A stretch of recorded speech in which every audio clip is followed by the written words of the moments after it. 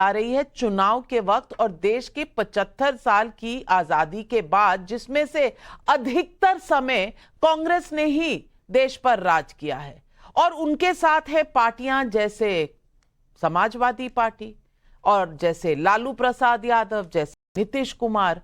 बिहार में 33 सालों से तो नीतीश कुमार और लालू प्रसाद यादव की ही सरकारें चल रही हैं।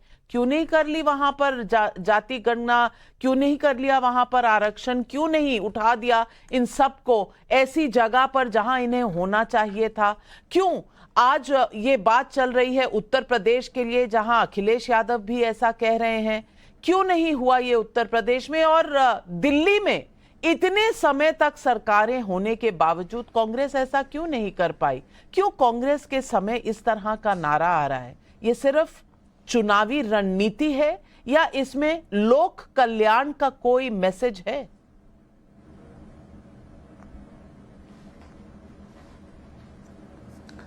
देखिए नविका जी, एक तो ये बिल्कुल क्लियर है कि 68 या 65 साल के करीब कांग्रेस ने राज किया और कांग्रेस ने पिछड़ों को और अति पिछड़ों को और दलितों को उनका हक नहीं दिया। और कहीं ना कहीं चाहे वो सरकारी व्यवस्था में नौकरी की बात हो, चाहे जुडिशियरी में नौकरी की बात हो, चाहे एमएलए के टिकट की बात हो, चाहे एमपी के टिकट की बात हो, उनको कभी हक नहीं दिया। अभी पिछले दिनों जो महिला आरक्षण बिल आया, इसमें जो 2004 से और 2014 के बीच में जो बिल आया, उसमें कहीं पिछड़ों का नाम नहीं था। और अब कांग्रेस अगर सत्ता से बाहर है तो राजनीति करने के लिए अब पिछड़ों की और अति पिछड़ों की याद आ रही है। मैं देखता हूं सदन में और बहुत बढ़िया लगता है, अच्छा लगता है कि माननीय प्रधानमंत्री कई साल पहले आकर के कहते हैं मैंने इतने पिछड़े मिनिस्टर बनाए, मैंने इतने दलित मिनिस्टर बनाए।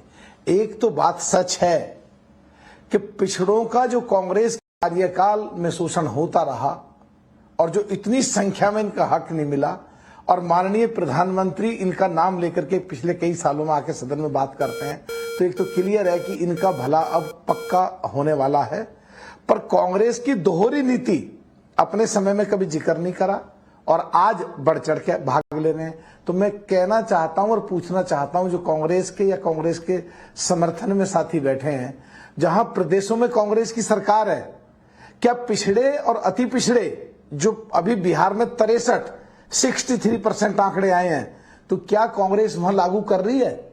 नौकरियों में, प्राइवेट स्कूलों में, प्राइवेट नौकरियों में, सरकारी नौकरियों में, जुडिशियरी की जो पोस्ट है उनमें, आयोग के जो पद हैं उनमें, या तमाम व्यवस्थाओं में क्या कांग्रेस ने अपने राज्यों में कर दिए? अगर वहां नहीं करे तो दोगुली बात कैसे, दोगुली नीति कैसे? मनु सिंह भी आके कुछ कहते हैं और उनकी पार्टी ये आज सवाल मलूक नागर जी और तहसीन पूनावाला जी, आज मैं आपसे सवाल पूछूंगी। सीधा सवाल है, प्रधानमंत्री ने कह दिया है कि अगर आप संख्या ही देख रहे हैं तो फिर हिंदुओं की संख्या देख लीजिए, आपको पसंद आएगा? आप अल्पसंख्यकों के साथ नाइंसाफी कर पाएंगे और करना चाहते हैं क्या?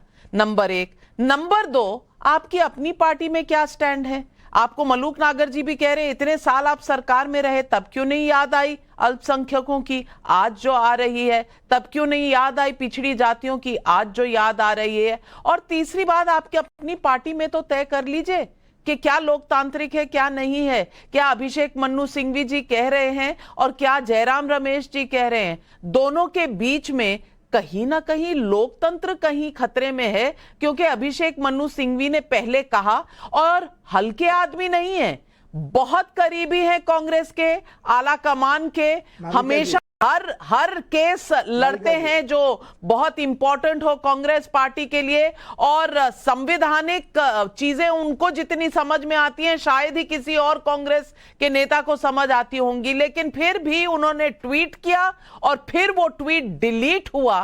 कितना लोकतंत्र है आपकी पार्टी में? आपने बहुत सारे सवाल पूछे, उम्मीद है मुझे उत्तर देने का आप मौका देंगे और मैं इंटरप्ट नहीं होगा। दूसरे सवाल से मैं शुरू करता हूं। जिसकी जितनी संख्या भारी, उसके उतनी हिस्सेदारी लेकर रहेगी। और माननीय प्रधानमंत्री जी जो कभी कभी यूट्यूबर भी बन जाते, जिनका यूट्यूब चैनल मणिपुर में नहीं चल रहा, उनको ये जानना चाहिए, जब हम संख्या भारी की बात करते हैं, हिस्सेदारी की बात करते हैं, हम दलित, SC, ST, OBC इन सभी वर्गों की बात करते हैं, जो हिंदू समुदाय में आता है, जो भारतीय समुदाय में आता है। शायद प्रधानमंत्री जी ने कैलकुलेशन नहीं समझा, कोई बात नहीं, मैं उनको समझा देता हूं। दूसरी बात, माननीय प्रधानमंत्री जी ने को एक फैक्ट चेक करना चाहिए था, क्योंकि टाइम्स ऑफ इंडिया ने फैक्ट चेक किया था। माननीय प्रधानमंत्री मनमोहन सिंह जी मुसलमानों के हक की बात नहीं की, उन्होंने माइनॉरिटीज और बैकवर्ड यानी कि OBC, SC, ST, रिलीजियस और लिंग्विस्टिक माइनॉरिटीज की बात की, और कांग्रेस ने हक दिया। मनमोहन सिंह जी प्रधानमंत्री बने, वो माइनॉरिटी में माइनॉरिटी थी, तो देश के प्रधानमंत्री बने, कांग्रेस ने वो हक दिया।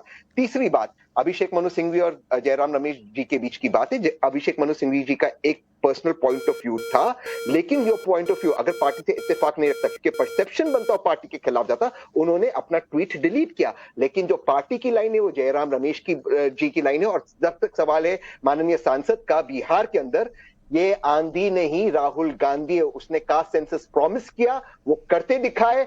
अब जो हक देना है वो हक दिलाकर रहेंगे, चाहे BSP या BSP की twin sister, twin brother BJP कुछ भी कर ले, हक दिलाकर रहेंगे, आप नहीं रोक सकते हो। चलिए गुरु प्रकाश जी, मलूक नागर जी आऊंगी आपके पास, लेकिन गुरु प्रकाश जी आपसे पहले पूछना चाहती हूँ। तहसीन पूनावाला कह रहे हैं कि हम पिछड़ी जातियों की बात करते आ रहे हैं, यही तो दिक्कत है कि सिर्फ बात ही करते आ रहे हैं, एक्शन तो कभी कोई दिखा नहीं, ना किसी राज्य में दिखा, ना कहीं दिल्ली में दिखा। वहां BK हरिप्रसाद कह रहे हैं कर्नाटक में कि 9 साल से रिपोर्ट बनी पड़ी आपकी सरकार थी, नहीं लाए आप।